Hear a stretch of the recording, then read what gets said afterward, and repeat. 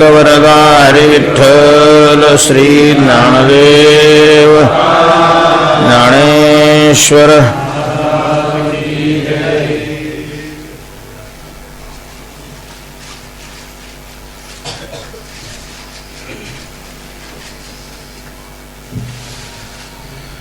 नमो सद्गुरु तुकया ज्ञान दीपा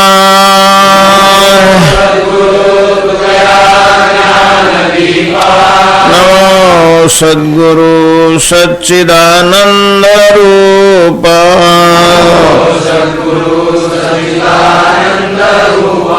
नमो सद्गुरु भक्त कल्याण मूर्ति नमो सद्गुरु भास्करा पूर्ण कीर्ति मनुष्याकृति राघवे ख्याति केली शिवा शिखरे सागरी तारेली तुका स्वामी हा पूर्ण ब्रह्म प्रकाशी जळी रक्षिले निर्जीवा कागदासी महाराज हा जन्मला मृत्युलोकी तुझी उपमाना ढळे इहलोकी भवसिंधुसी बांधिला से तुझेने अनाथा दिना कारणे तुकयाने तुका भासला मानवी वेशधारी परे हा लीला विग्रही निर्विकारी स्वये श्री हरि व्यापको सर्व जीवा तुका तो चितो हा पर ब्रह्म ठेवा जया पूजिले आदरे पांडुरंगे विमानस्थ केले प्रयाण प्रसंगे तनुमानवी दिव्य रूपीच केली न त्यागी ती दिव्य लोकाशी नेली नरी गवरदा हरी विठ्ठल श्री ज्ञानदेव श्रीमंत श्री जगद्गुरु तुकाराम महाराज की। काय करो अनदैवते एका विण पंढरीनाथे सरिता मिळाली सागरी अनेक नावा कैची उरी अनेक दीपिका प्रकाश सूर्य उगवता नाश तुका म्हणे नेणे तुझे एका वेण पंढरी राजे सरिता मिळाली सागरी अनेका नावा कैची उरी। श्रीमंत श्री जगद्गुरु तुकोबाराय या अभंगातून पांडुरंगाविषयी आपली एकविधता प्रगट करतात।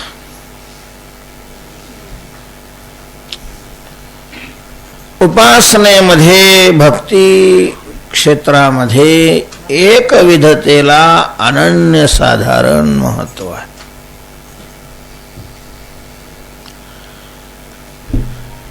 एकविध असणं निष्ठावंत असणं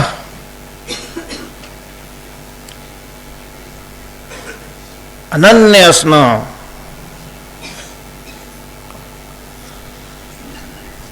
हा भक्तीचा आत्मा आहे।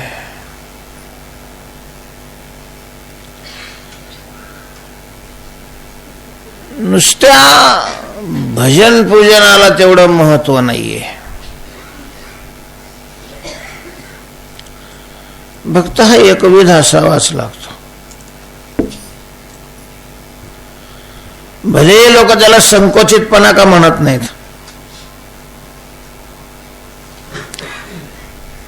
संकोचितपणा नाही आहे, तो एकविधपणा आहे. कारण उपासनेचं मुख्य अशा प्रकारचं कार्य असतं चित्ताला एकाग्र बनवणं. चित्तातला मल घालवण्याकरता जसं कर्म आहे तसं चित्त एकाग्र बनवण्याकरता उपासना आहे. आणि चित्ताला जर एकाग्र बनवायचं असेल तर ज्याचा आधार घेऊन ते चित्त एकाग्र बनवायचं आहे ते आलंबन एकच असणं गरजेचं आहे.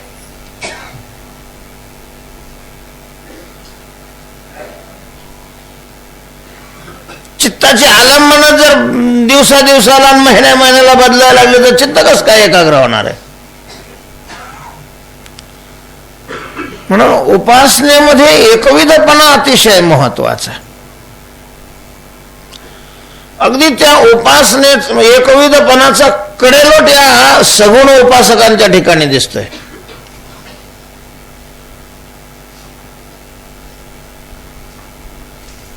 हनुमंतरायाला भगवंतांनी पुन्हा दर्शन देईन म्हणून वचन दिलं. हनुमंतराय भगवंताच्या या वचनाला उराशी धरून पुन्हा दर्शन होण्याची वाट पाहत इतस्ततः विचारत होते. प्रभूने रामाचा अवतार संपवला. त्रेतायुग संपलेलं आहे, द्वापार युगाला सुरुवात झालेली आहे, द्वापार युग संपत आले. द्वापार युग काही 7 दिवसाचं नसतं, सप्त्याचं. 8,64,000 वर्षाचं द्वापार युग आहे. आणि मग त्याच्या शेवटच्या चरणामध्ये भगवंताने काय घेतला? अवतार घेतला. पण राम रूपाने नाही घेतला, कारण राम रूपाने अवतार घेण्याच्या लायकीचं ते युग नव्हतं. मला जर कोणी विचारलं तर मला तरी असं वाटतं की त्रेतायुग सुद्धा रामाच्या अवताराच्या लायकीचं नव्हतं. खरं रामाने अवतार घ्यायचाच असेल राम रूपात तर कोणत्या युगात घ्यावा? सत्ययुगामध्ये घ्यावा. राम सत्ययुगाच्या वातावरणात रोळणारे, त्रेतायुग सुद्धा त्यांच्या लागी नाही. विनाकारणच त्रास झाला त्यांना.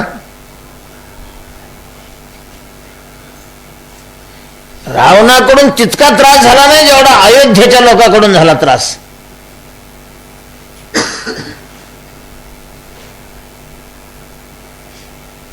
तर तो अवतार त्या युगातच शोभतो.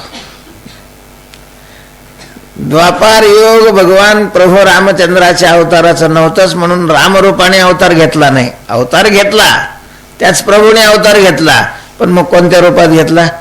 कृष्ण रूपामध्ये घेतला. कृष्ण रूपाला काही अडचण नाही. कलियुगात कृष्ण आला तरी काही ताण नाहीये. पूर्ण ईश्वर स्वरूपामध्ये अवतार आहे, तो पूर्णतम अवतार आहे.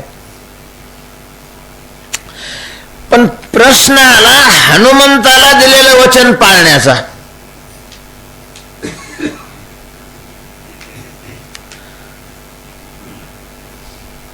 आता महाराज ज्याला एखादं टिपण येत आहे तो म्हणतो देव सगळ्या ठिकाणी व्यापक आहे. एखादं टिपण त्याच्यावर कीर्तन करतात. मग दत्तामध्ये त्योच आहे, खंडोबामध्ये त्योच आहे, गणपतीमध्ये त्योच आहे. मग ते नाही म्हणावं तर तिकडचे सगळे कीर्तन जाते. काय करता? सोडून देता का चतुर्थ्या?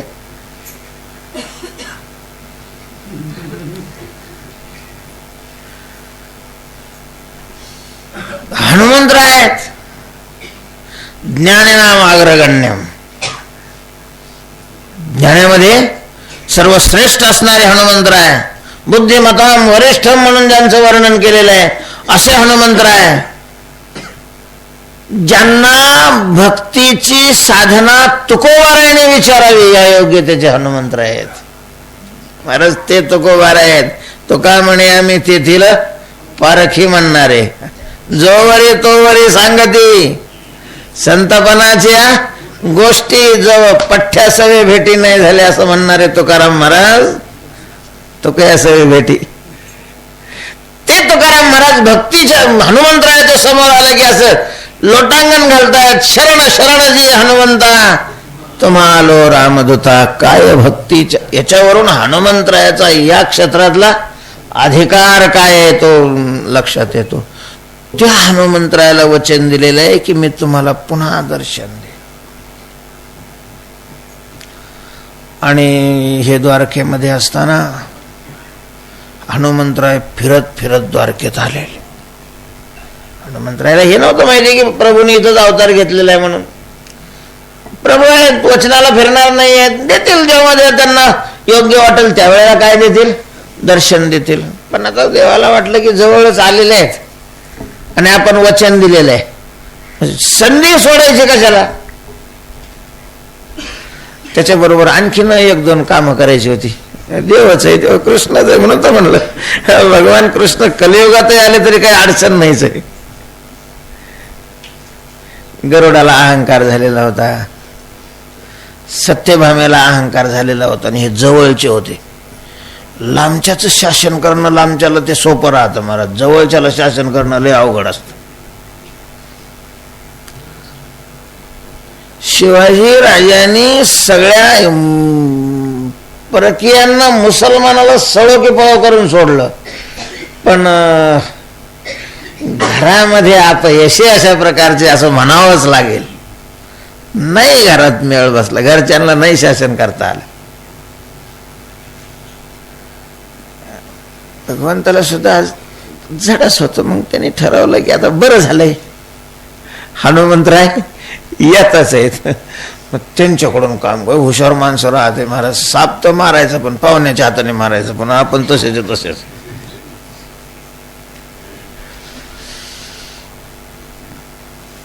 नेमके हनुमंतराय यांच्याच बगीचेमध्ये घुसले. भरपूर होत आहे पुढाऱ्यांचे बगीचे तेव्हापासूनच आहेत बा. बलरामाच्या आवडीचं, बलरामाने स्वतःच्या क्रीडेकरता रमण्याकरता तो बगीचा केलेला. आता मोठे तिथं काय, त्या बगीच्याला राखायला वेगळे, पाणी द्यायला वेगळे, ते खुरपायला वेगळे, मोठ्याचं सगळं मोठंच असतं. घुसले हनुमंतराय त्याच्यामध्ये. ते रक्षक, बरं रक्षक म्हणजे नुसते रक्षक नाही, राजाचे रक्षक. शिपाई म्हणजे झाडून काढायच्याच लायकीचा राहतो. पोलिसाचा असला काय, एसटी म्हणजे शाळेतला असला काय, त्याची चतुर्थ श्रेणीचा एकच वेळ राहते, पण खाकी घातल्यावरती तोलच वेगळा राहतो. सत्तेचा संबंध. नोकर जरी असला तरी कोणाचा नोकर आहे? राजाचा नोकर आहे. मला तुझे माकड पाहिलं तर मोठं होतं, पण ते ऐ तुला काय समजतंय का?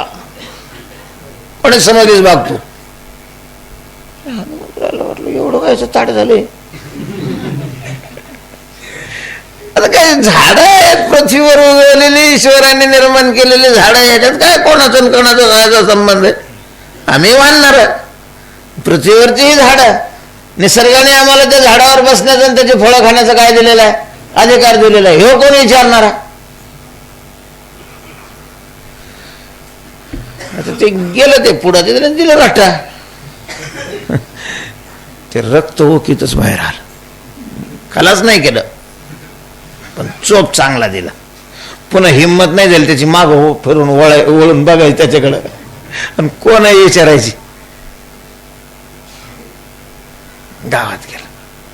नेमके भगवान असे बसलेले, गरुड असा फुगलेला. नेमकं तेवढ्यात ते गेलं बा. भगवंताने काय रे महाराज, महाराज आपल्या बगीच्यामध्ये एक मोठं पोरं वानर आलंय. दुसरा म्हणला काय तुला समजतंय का? मग हे काही इथं येऊन सांगावं लागत काय? वानर आलं तर तिकडंच हुसकून द्यायचं, तर इथं आलाय तोंड घेऊन. त्याला महाराज ते हुसकून द्यायच्या लायकीचं नाही. हुसकून द्यायला माझं सैन्य मी स्वतः गेलो होतो, पण मरस्तोर मारलं त्यानं. अरे जरा मग जबरदस्त दिसतोय. गरुडा काय बरं कोण माकड आहे. त्याला म्हणा तुला बलरामाने दरबारात बोलावलेलं आहे. म्हणजे बलरामाला मोठेपणा देऊन टाकला. स्वतःने कृष्णाने बोलावलं असं नाही सांगितलं, बलरामाने बोलावलेलं. बलराम तिथं कसंही असलं तरी मोठेपणाचं मान देतोय कृष्ण आपलं. बलरामाने बोलावलंय म्हणून सांग.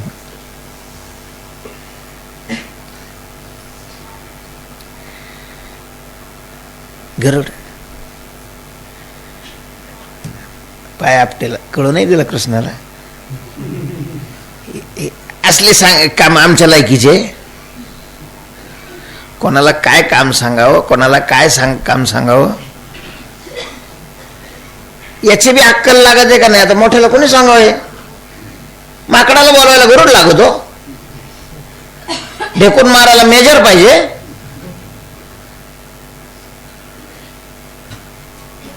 विशेष कामाची जी माणसं आहेत त्यांना विशेषच कामाला पाठवलं पाहिजे. म्हणून तर देशाचं संरक्षण करण्याची ज्यांच्यावर जबाबदारी आहे त्या मिलिटरीला शक्यतो देशांतर्गत कामाकरता पाचारण केलं जात नाही. खूपच विशेष वेळ आली तरच देशांतर्गत लष्कराला पाचारण केलं जातं. अन्यथा निमलष्कर दल बोलवलं जातं, लष्कराला नाही बोलवलं जातं. कारण देशाचं संरक्षणाची त्यांच्यावर जबाबदारी असते. गरुड आहे मी. भगवंताला पाठीवर घेऊन एका निमेषामध्ये पृथ्वीच्या 3 प्रदक्षिणा करण्याची माझ्यात ताकद आहे. हे माकडाला बोलवायला एखाद्या कीर्तनकाराला पाठवलं असतं तर त्याने काम केलं असतं. ते त्याला गरुड लागत हो. पण आता नाही काय म्हणता. गरुड जाईन लवकर चाललो ना.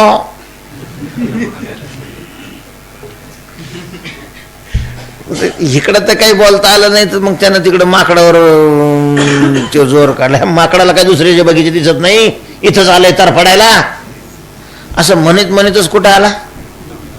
ते बगीच्या जवळ आलं. ते माकड बसलं होतं. हनुमंतांनी पाहिलं, बापरे हे जरा नवीन आलं दिसते.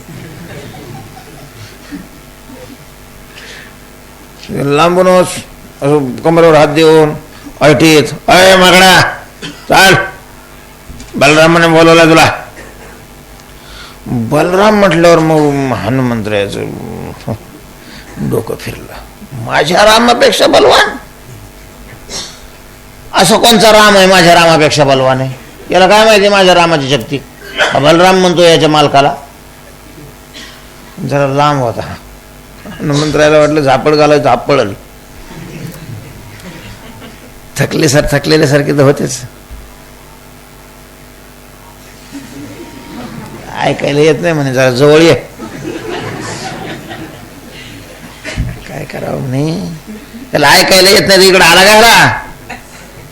तिथे घरी नाही थांबता येतोय इथं लोकात गर्दी करायला.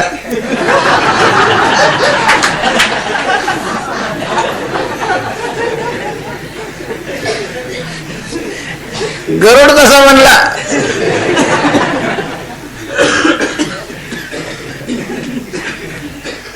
चालता चालता थोडी दुसरी कामं करायची सवय लागली ना. गरुड जवळ गेला बा. पुन्हा विचारलं काय झालं, काय झालं, काय झालं. चाल, हे नुकसान केलेलं आहे, बलरामाने तुला बोलावलेलं आहे, मुकाट्याने चाल, नाही तर तुला माहिती नाही मी कोण आहे. हनुमंताने झापड लावली त्याला. झापड लावली. झापड नव्हतीच ती, चांगला आलेला जसा काही क्रिकेटचा चेंडू. उडाला गरुड महाराज. एवढा मोठा गरुड भगवंताला पाठीवर घेऊन प्रदक्षिणा मारणारा होता. ते काय वजन काही 70-80 किलो असेल होय त्याचं. पण टोलाच असा बसला, चौका नव्हताच तो, छक्का. तिथून जो उडाला असा नुसता कर कर कर कर कर कर कर कर कर कर भगवंताच्या दरबारामध्ये थाड दिशे आदळला. मध्येच काही काही भिंतीला तडे गेले. सगळे लोक भिंतीला उतरले, भद्रले खाली पडल्या. हादरली सगळी जमीन. सगळेच घाबरले, सगळे धावत आले. काय झालं. भगवानही धावत आलेले. महाराज असं पडलेलं होतं, शेपटी तिकडं अशी पडलेली, पाय असे पिंजारलेले, तोंडातून असं रक्त निघत आहे असे. गरुड आहे, गरुड गरुड गरुड. वैद्याला बोलवा, अमकं करा तमकं करा, पाणी आणा, हवा पिवा मारलेले, वैद्य आलेले आहेत, पाणी फिनिशिंग पडले. हळूच डोळे भगवान म्हणतायत, गरुडा गरुडा, तुझ्यासारख्या बलवानाची ही अवस्था एवढ्या वाक्यात गरुडाने ओळखलं. एवढ्या वाक्यात ओळखलं महाराज गरुडात. त्याच्या इशारा ते तट्टू फोकावरही घेते. गरुडाने ओळखलं, हे तिकडून नाही, हे इकडूनच आहे. त्याच्या लक्षात आलं लगेच की मी लय मोठा आहे असं मला वाटत होतं. आणि ह्या अहंकार घालवण्याकरता प्रभूने ही काय केलेले, लीला केलेले. तशा याच्यात तो उठला आणि पाय धरले. देवा, इथंच इंजेक्शन दिलं असतं तर.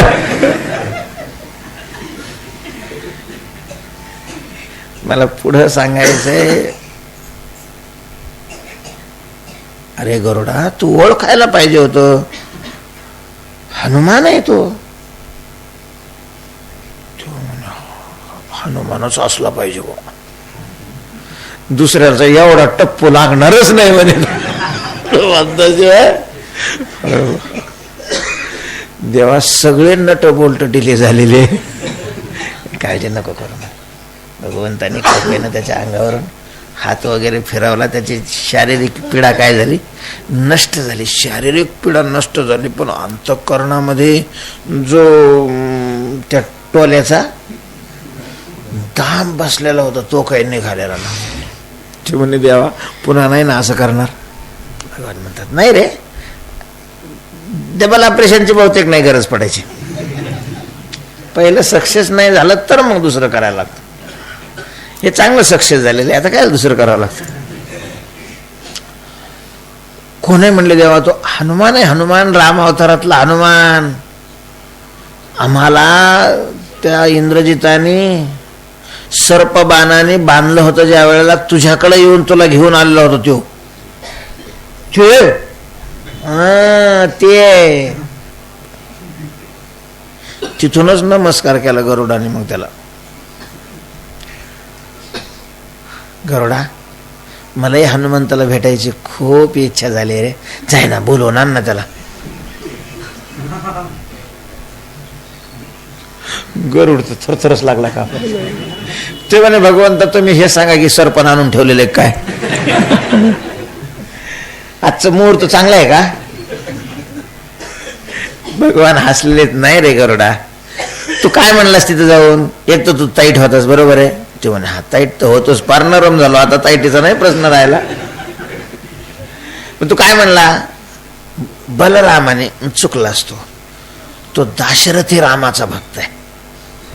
तू बलरामाचं कशाला नाव घेतलंस. ते म्हणे, तुम्हीच तो सांगितलं, मला काय माहिती मग ते हनुमानाचा म्हणून. आता जाय आणि म्हण की तुम्हाला दाशरथी रामाने बोलावलेलं आहे, पा तुला तो खांद्यावर नेऊन नाचला नाही तर मग. तो म्हणे, तो नाचल पण इथं नाही दिसला तर काय व्हायचं. म्हणजे मी खरं बोललो, तेव्हा टप्पू खावा लागला. आणि आता दाशरथी रामाने म्हणून खोट. तो नाही, नको काळजी करू, तोपर्यंत मी राम बनतो. तुझा मी दृष्टांत याच्याकरता सांगितला की राम, हनुमंताला दर्शन द्यायचं होतं, कृष्ण रूपामध्ये जायला काय अडचण होती.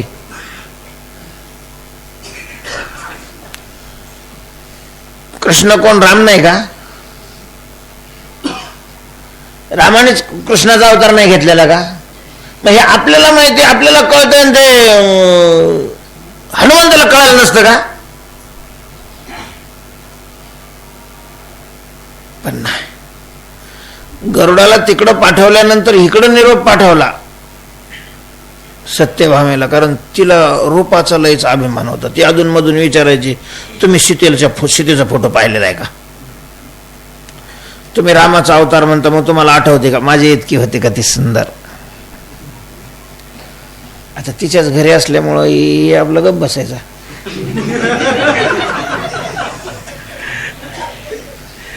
त्याला वाटलं आता दाखवून जे सीता किती सुंदर होती ती.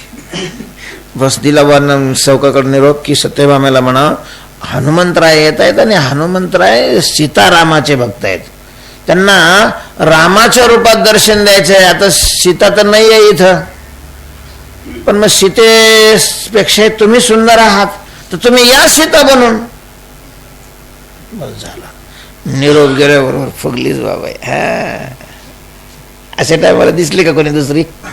ती तर काळी आहे, ती काय सीतेसारखी दिसणार आहे? कोण?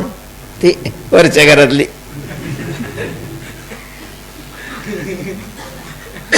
झालं, आता सीता बनून जायचंय. मलाच ते मग लग्नाला जायचं असलं काय आणि कोणत्या पाहुण्याकडे जायचं असलं काय, अगोदर 1 तास ती सांगितलं तर वेळेवर आटोपते, वेळेवर सांगितलं तर मग तर कल्याणच. मग काय ही साडी पाय, ती साडी पाय, ती साडी कशी आहे, ती साडी कशी आहे, तिचं ब्लाऊज, ते मेकअप झालं पाहिजे. पुन्हा एक साडी नेसायची, ते ब्लाऊज घालायचं, पुन्हा आरशा पुढे जाऊन तीच मनाने म्हणायचं, पुन्हा ते काढायचे, दुसरे काढायचे, पुन्हा आरशा पुढे जाऊन उभं राहायचं. एक सगळ्यात भारी जर काय व्यवस्थित झालं, पुन्हा दुसरा निरोप आला, आटोपलं का जवळ आलेले हनुमंतराय. पण आता दासीला विचारायचं, दासी मी सीतेसारखी दिसते का? आता दासीच्या कधी बापाने सीता पाहिलेली आहे? ते म्हणे अहो तुम्ही खूप सुंदर दिसता, पण सीता मी पाहिलीच नाही, तर मला कसं काय सांगता येईल सीतेसारखी? एवढ्यात नारायण नारायण नारायण आलीच. वा, इतका आनंद झाला, इतका नारदा, देवासारखे आले बरं का तुम्ही. तो म्हटलं देवानेच पाठवलं मला. नारदा तुम्ही सीतेला पाहिलं असेल? पाहिलं असेल, मी रोज दर्शन करतोय सीता मातेचं, माझा आराध्य आहे. मला तुम्ही सांगा की प्रभूंनी सीताहून बोलवलेलं आहे मला. आता तुम्हाला मी कशी वाटते? सीतेसारखी वाटते का? दिसते का सीतेसारखी? सीता इतकी सुंदर होती का? सीता म्हणजे तिला म्हणायचं म्हणजे तिच्यासारखी नाही, मी तिच्यापेक्षा कितीतरी काय सुंदर. हा मनात अभिमान होताच, पण मग वरून वरून म्हणायचं राहत. नारद पाहिलं, मग असं असं करून असं मनातल्या मनातच हसल्यासारखं केलं. ते म्हणे नारदा खरं सांगा ना. ते म्हणे साहेब खरं बोलल्यावर तुम्हाला राग नाही येणार ना?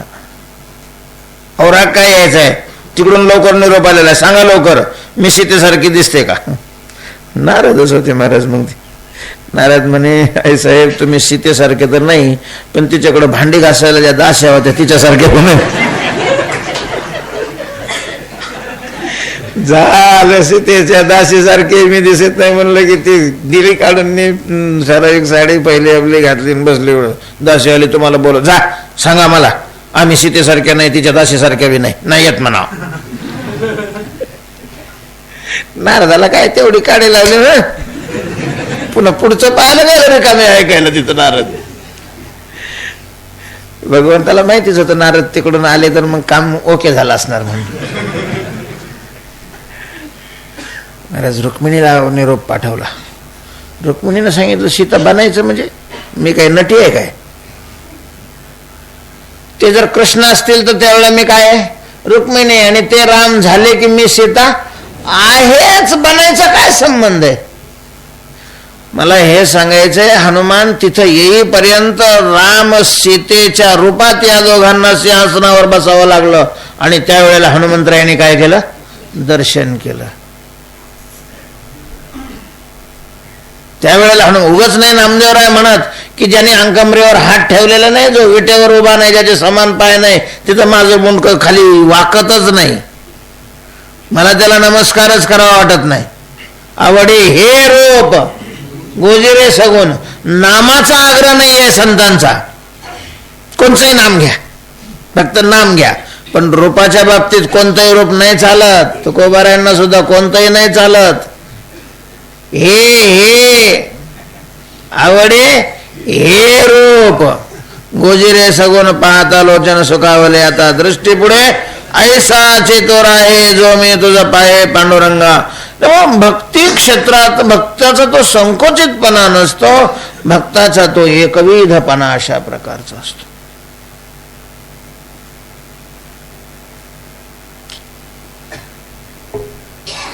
तुकाराम महाराज कालच्या अभंगामध्ये देवाने आपला अंगीकार करावा म्हणून भांडले देवाबरोबर आपल्या अधिकाराकरता. आम्हाला भीक नाही लागत, आमचा अधिकार आम्हाला दे. आम्ही एकविध आहोत, एकविध आम्ही न धरू पालट. नसंडो हे वाट सापडली म्हणून केला पाहिजे सांभाळ, म्हणून सांभाळ केला पाहिजे. तुझं ते कर्तव्य आहे. आम्ही जर आमचं कर्तव्य केलेलं आहे तर तुला तुझं कर्तव्य करावं लागणार आहे. आम्ही तुला तुझं कर्तव्य करायला लावू. असं तुकाराम महाराज भांडले. कोणीतरी जवळ असेलच तिथं, त्यांनी थोडं गोडीत घेतलं. तुकाराम महाराज जरा लेस तावानं बोलत होते. कोणाबरोबर बोलत होते? कोणाचं भांडण चाललं होतं? ते म्हणे कोणाचं चालायचं आमचं? आमचा दुसऱ्याशी संबंधच काय आहे? योच ना काळा. का बरं पण? अहो का बरं काय? अजून त्याने अंगीकार केला असं कुठलाच संकेत येत नाहीये. किती दिवसापासून भजन करतोय. महाराज तुम्हाला एक सुचवू का? म्हणले का? हे याचं आजचंच आहे असं नाहीये, हे पहिल्यापासून असंच आहे. मग त्याच्यापेक्षा बदलला तर, दुसऱ्याच्या एखाद्या नादी लागलं तर, दुसरे देव लय लवकर प्रसन्न होतील. म्हणून तर वारकरी सुद्धा एकावर नाही धकून घेत.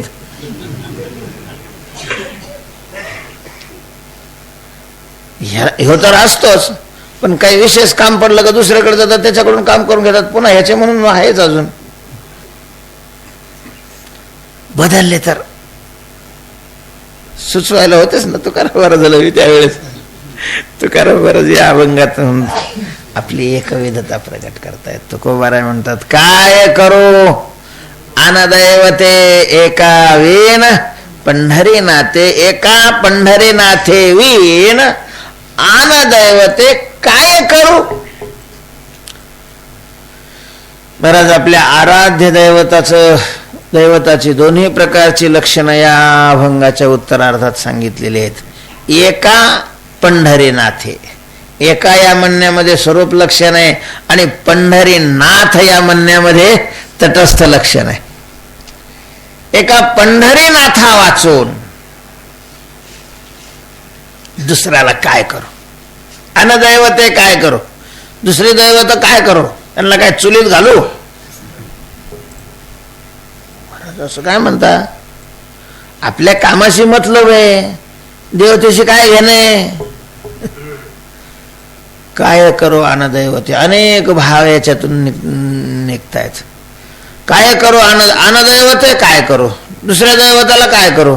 काय अडचण काय आहे? आपलं काम करून घ्या ना. कामाची लायकी पाहिजे ना त्यांच्या ठिकाणी. आपलं जे काम करून घ्यायचंय त्याची लायकी आहे का दुसऱ्या देवताच्या ठिकाणी? तुमचं काय काम करून घ्यायचंय? बेंड आलेली बरी करायची का? बेंडा करता मी नाही देवाकडे जात.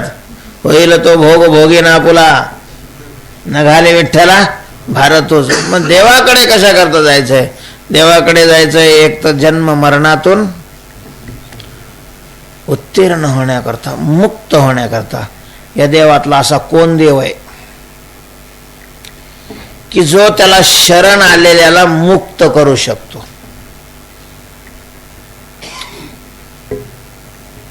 चुकवावया जन्म मरण. काय इंद्रादी देवाचे करिता भजन, सांडवणी श्रीकृष्ण चरण इंद्रादी देवाचे करिता भजन. ते देवची मृत्यूग्रस्त पूर्ण. मग भजत्याचं मरण कोण निवारी? त्यांना स्वतःच मरण नाही निवारण करता आलं. ते स्वतः अशा प्रकारचे मरतात आणि जन्मतात, आणि त्याला शरण गेलं त्याची भक्ती करणारच जन्म मरण घालवणार आहे.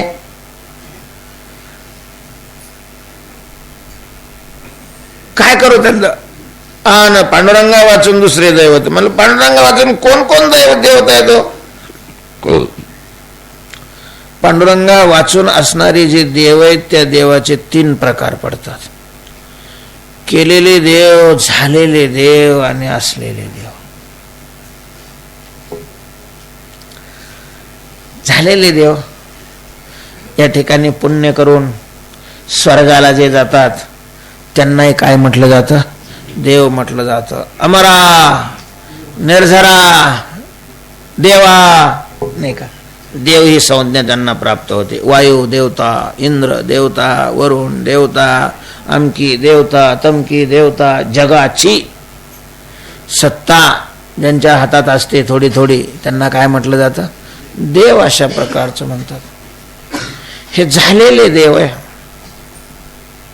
पुण्य करून देवत्वाला प्राप्त झालेले आहेत. हे तुकोबाराय म्हणतात, खरं म्हणजे देव हे यांचं आडनाव आहे, आडनाव. आडनावाच्या आणि त्या व्यक्तीचा फक्त आडनावापुरताच संबंध असतो. तसा आडनावाच्या अर्थाशी त्याचा काही संबंध नसतो. काय मोठा आरडाओरडा झाला, लोक धावले, काय झालं काय झालं, काय नाही. ते संडासतून एकदम घाबरून बाहेर पळाले, मग ते पडले. काय झालं म्हणले, दवाखान्यात चाललोय. का दवाखान्यात चाललो म्हणजे घाबरून पळताना पडले. कोण? वाघमारे. आणि का घाबरले? झुरळ दिसलं संडासात. झुरळाला घाबरून पळाले आणि पडले. कोण? आता काय आडनावाचा आणि त्याचा संबंध आहे का बरं? वाघमारे. झुरळाला जर एवढे घाबरतात तर वाघ कवा मारायचे? आडनावाचा तसा म्हणजे अर्थाचे काही संबंध असतो असं नाहीये. बऱ्याच ठिकाणी तर विरोध असतो. संबंध तसा काही संबंध नाहीये. किती काय गोरेपान असतात आणि आडनाव काळे राहतात, काय संबंध? किती काय काळसर असतात आणि आडनाव गोरे. तसं ह्या स्वर्गातल्या देवाचं आडनाव काय आहे? देव आहे. देव शब्दाचा अर्थाशी ते संबंधित नाही. देव शब्दाचा अर्थ आहे म्हणून देव गोसावी. जो सत्ताधीश असतो त्याला काय म्हणतात? देव म्हणतात. जगाची सत्ता ज्याच्या हातामध्ये आहे तो देव आहे. यांची स्वतःची सत्ता नाही, जगाची सत्ता काय? इंद्र पांचट आहे, जगात स्वतः त्याचं मन नाही आवडत, जगाला काय आवडणार आहे तो? म्हणून बहुलाग वाटे चित्ता आणि का ते देव म्हणता. यांना देव म्हणायला सुद्धा मला काय वाटते? लाज वाटते. कारण देव कसा असतो हेही मला माहिती आहे, हे कसे हेही मला माहिती आहे. काय करता त्यांना घेऊन, त्यांना शरण जाऊन? झालेले देव. आता केलेले देव त्याचं तर कामच वेगळं आहे महाराज. या पृथ्वीवर असणारे जे देव म्हणून मिरवणारे आहे ना, हे झालेले नाही, केलेले देव आहे महाराज. पृथ्वीवर कोणाची पूजा होत नाही, भूताची बी पूजा करतात लोक देव म्हणून. शेंदरी हेंदरी दैवते कोणती पूजी? पिशाच्या योनीला गेलेले, अतिशय पाप केलेले, त्यांना देव म्हणून त्यांची काय केली जाते? पूजा केली जाते. आता हे देव आपल्याला जन्म मरणातून बाहेर काढणार आहेत होय? लोकांना लागले येड. हा, शिळा तांब्याचे बाहुलं केलं, पाठ मांडवणी वरी बैसविले, गंधाक्षदावरी पूजिले, मना येईल ते. लोकांचं काय विचित्र काम आहे भाऊ. एक दृष्टांत सांगायचे, फार हसू नका.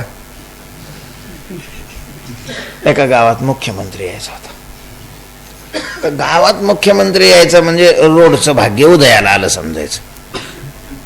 मुख्य रस्त्यापासून गावापर्यंतचा रस्ता 8 दिवसात लगे डांबरी डबल. पंढरपुरातच येणारे रस्त्याचं कोण भाग्य उजळलंय ना काय माहिती. सगळं मुख्यमंत्री 1000 वेळेला येऊन गेला आणि हे नाही डबल होत इथली. बरं, आम्ही या रस्त्याने जातो येतो ना, सगळा विदर्भ, मराठवाडा, सोलापूर सगळे वाहतूक तिकडूनच आहे. आणि तो हाय तसाच आहे. काही काही कट्टर भाग्यवान असतात. त्याचं भाग्य देव बी नाही बदलू शकत. तसा हा रोड आहे का काय कोणास ठाऊक आहे. गावातले सगळे रस्ते, मग जरा मुख्यमंत्री थोडे स्वच्छतेचे भोक्ते असल्यामुळं आणि मुळात स्वच्छता निर्मूलनाचं आपलं घाणीचं निर्मूलन केल्याबद्दलचं बक्षीस त्या गावाला मिळणार असल्यामुळं त्याची पाहणी करण्याकरता तो येणार होता. म्हणून गावचे यांनी असं इतकं व्यवस्थित स्वच्छ गाव केलेलं, सगळे रस्ते स्वच्छ, रांगोळ्या फिंगोळ्या काढून असे सुंदरपैकी बनवलेलं सुंदर गाव. त्याचं स्टेज वगैरे सभे करता आलेलं. पुन्हा रस्त्यावर तो येईपर्यंत तरी कोणी घाण करू नये, गेल्यावर मग काय का होत नाही. सगळी दक्षता केलेली. महाराज एका घरातून एक पोरग पळतच बाहेर आलं, पळतच बाहेर आलं, बसलं आणि त्याने कार्यक्रम उरकला. ते पाहणारे ते लक्ष केलं, हे काट काट काट पळत येऊच होतं, ते पळून गेलं सगळं काम. आता काय करणार, तिकडून तर पोलिसाचा सायरन सर वाजायला लागलेला आहे. म्हणजे साहेब आले नाही, हे घाण. हुशार होतं, डोके वाजवत होते. त्याने पटदिशी दुकानात गेला आणि गुलाल घेतला. तो गुलाल टाकला, त्याच्यावर 2-4 फुलं टाकली, जवळ उदबत्त्या लावल्या. घाण दिसायला नाही पाहिजे ना. आणि झाला बाजूला.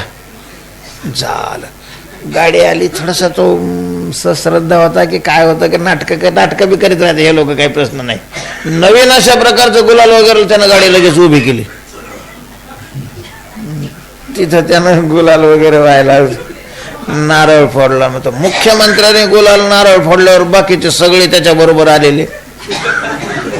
दुकानदाराच्या दुकानात नारळ आणि गुलाल नाही शिल्लक राहिले. कमरा इतका ढीक झाला तिथं गुलालाचा.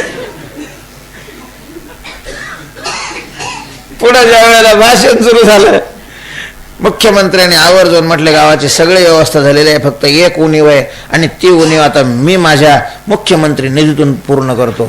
येताना आम्ही पाहिलेलं आहे की एका देवाच्या डोक्यावर छत्र नव्हतं. मुख्यमंत्री निधीतून 10 लाख रुपये मंजूर केले आणि पुढच्या महिन्यापर्यंत काम सुरू करायची आज्ञा देऊन मुख्यमंत्री निघून गेले. मग आता हे कोणचा देव म्हणायचं याला.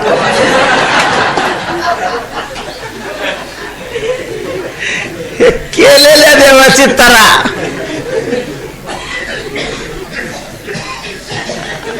आबांनी सांगितलं होतं लोक इथं लगेला जास्त बसायचे म्हणे, त्यावेळेस डीपी नव्हती. मग बोर्ड लावून ठेवला, येथे लघवी करू नये. त्या बोर्डाच्या खाली चिटकून उभं राहून कार्यक्रम करायचे.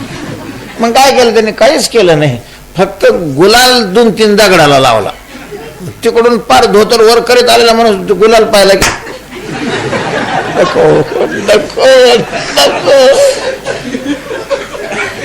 केलेले देव. हे काय आपल्याला जन्म मरणातून पार काढणार आहे. काय करू तुकोबारा म्हणतात. दुसरे कोणचे देव होत आहे, कोण अशा प्रकारचा लायकीचा आहे असलेला देव. अहो म्हटले तुम्ही केलेले आणि झालेल्या देवाचं सांगितलं. आम्हालाही मान्य आहे की देवपणाची शक्ती त्यांच्या ठिकाणी, पण काही असलेले देव आहेत ना. महादेव आहे, ब्रह्मदेव आहे, हे तर देव आहे की नाही, हे तर तुम्हाला मान्य आहे ना. त्यांना शरण जायला काय हरकत आहे. तुकोबाराय म्हणतात ते सगळे देव याच्यात प्रविष्ट आहेत. ते सगळ्या देवता या नद्या आहेत आणि पांडुरंग हा सागर आहे. सागर. या सगळ्या नद्या गुणाने सत्तेने संकोचित आहेत. याच्यात मिळाल्यावर त्यांना काय होते, परिपूर्णता प्राप्त होते. सरिता मिळाली सागरी, अनेका नावा कैची उरी. जसं नदी समुद्राला मिळाल्यानंतर नदीचं वेगळं नाव आणि नदीचं वेगळं रूप राहत नाही, तसं या पांडुरंगाशी सगळे मिळणे असल्यामुळं त्यांचं वेगळं नाव आणि रूप राहिलेलं नाही. महाराज पांडुरंगाच्या उपासनेमध्ये सगळ्या देवाची उपासना घडते.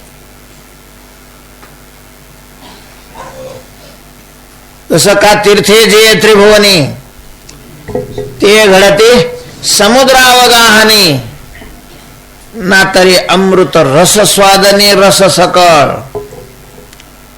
पांडुरंगाची उपासना करणाऱ्यावर कुठलाच देव नाराज राहू शकत नाही. खुश असतात सगळे देव, पण म्हणजे पांडुरंगाचीच खरी उपासना करणारा पाहिजे, नाटक करणाऱ्यावर नाही. त्याला नाही दुसऱ्या कोणत्या ह्याची करायची गरज. पांडुरंगाची उपासना करणाऱ्याची सगळी ऋण आपोआप फेटली जातात. त्याचं पितृऋण फिटतंय, त्याचं देवऋण फिटतंय, त्याचं भूतऋण सुद्धा फिटतंय. भगवंताची उपासना एकविधपणानं ज्यांनी केलेली आहे, महाराज त्याला कर्म करण्याची गरज नाही, त्याला दान देण्याची गरज नाही, त्याला तप करण्याची गरज नाही, त्याला कुठलंच दुसरं साधन करण्याची गरज नाही आहे. उपासनेनं सगळी साधनं केल्यासारखे होऊन जातात.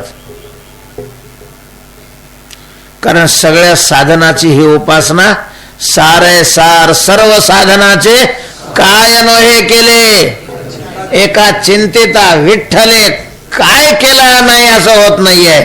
सगळं केल्यासारखं होतं, दान दिल्यासारखं होतं, यज्ञ केल्यासारखं होतं, तप केल्यासारखं होतं. म्हणजे जगात जेवढी साधनं आहेत ती सगळी साधनं केल्यासारखं होतं. याचा अर्थ आहे सगळी साधनं करून जे फल मिळतंय ते फल भगवंताच्या उपासनेमध्ये नामामध्ये मिळते.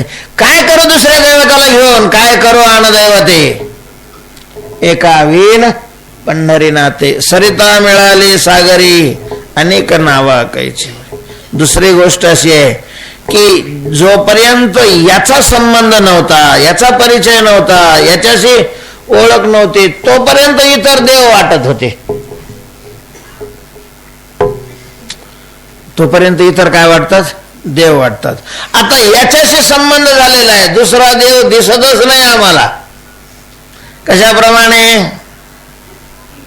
अनेक दीपिका प्रकाश. सूर्य उदयाला आलेला नसतो, अंधार असतो, रात्र असते. रात्री अंधारात आपल्याला काही दिसत नाही आणि मग दिसण्याकरता आपण प्रकाशमय अशा प्रकारचे जे पदार्थ आहेत त्यांचा काय करतो, आश्रय करतो. कोणी चंद्राचा आश्रय घेतंय, कोणी लाईटीचा आश्रय घेतंय, कोणी कंदिलाचा आश्रय घेतंय, कोणी बॅटरीचा अशा प्रकारचा आश्रय घेतंय. कशाचा ना कशाचा आश्रय घेऊन आपला व्यवहार करावा लागतो आपल्याला रात्रीच्या वेळेस. अंधारामध्ये त्याही थोडं थोडं काय त्यांच्या त्यांच्या क्षमतेच्या मानाने काय देतात, प्रकाश देत असतात. 5 रुपयाचं पेन घेतलं तर दोन्ही कामं होतात.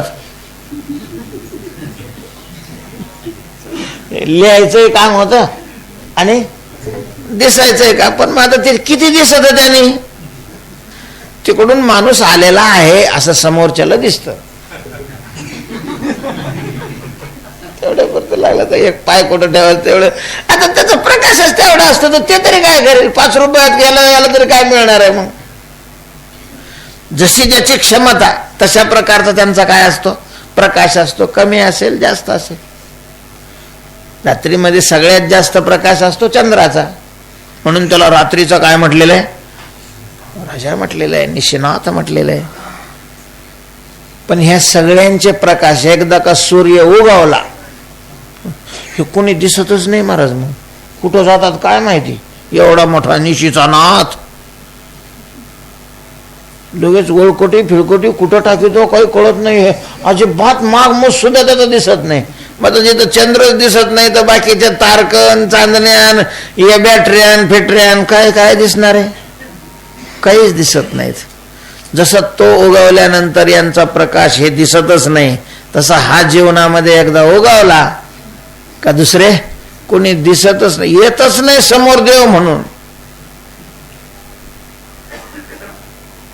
अनेक दीपिका प्रकाश सूर्य उगवता नाश. तोची ही क्षुल्लके सखी सहोदरे नाही विश्वंभरे ओळखितो. नारायण विश्वंभर विश्वपिता प्रमाण तो होता सकळ मिथ्या. कोणीच राहत नाही, देवच राहत नाही असं नाही, सखे राहत नाही, संबंधी राहत नाही, कोणी राजे राहत नाही, कोणी प्रजा राहत, कोणीच नाही. देवाचा संबंध झाला की सगळे सगळे सगळे संपून जातात. दिसतो तो फक्त एकटा परमात्माच अशा प्रकारचा दिसतोय. तुकोबार आहे तेच सांगतात की अनेक दीपिका प्रकाश सूर्य उगवता नाश. आणि म्हणून आमचा याच्याशी संबंध असल्यामुळं तो काय म्हणे, नेने दुजे एका विण पंढरी राजे, एका पंढरी राजाशिवाय दुसरं जगामध्ये काही आहे हेच मला माहिती नाही. दुजे नेणे, पांडुरंगाशिवाय दुसरं काहीही मी जाणत नाही, फक्त पांडुरंग. पतिव्रते जैसा भ्रतार प्रमाण, अमा नारायण तैसा परी. तुळशीदासजींनी पतिव्रतेचे काही प्रकार केले, मला वाटतं 3-4 प्रकार केलेले आहेत. त्यातली 1 नंबरची पतिव्रता ती आहे की तिला जगामध्ये पतीशिवाय दुसरं काही दिसतच नाही, दुसरा पुरुषच दिसत नाही पतीशिवाय. जगात एकमेव पुरुष आपला पती आहे, एवढं तिला दुसरं काही दिसत नाही. 1 नंबरची पतिव्रता. तसं 1 नंबरचा भक्त तो आहे की ज्याला पांडुरंगाशिवाय दुसरं काही दिसतच नाही. पाहे तिकडे बाप माय विठ्ठल आहे, रखुमाये जेथे जेथे देखे तुझीच पाऊले, त्रिभुवन संचले विठ्ठलागा तुकोबारा. म्हणतात आम्ही पांडुरंगाचे, आम्हाला पांडुरंगाशिवाय जगात दुसरा देवच नाही, दुसरं काही आहे हेही माहिती नाही आहे. आम्हाला सगळा पांडुरंगच आहे. आणि कुठले काढले दुसरे दैवत? सरिता मिळाली सागरी अनेका नावा कैची उरी. पुंडलिक वरदा हरी विठ्ठल श्री ज्ञानदेव ज्ञानेश्वर महाराज की जय.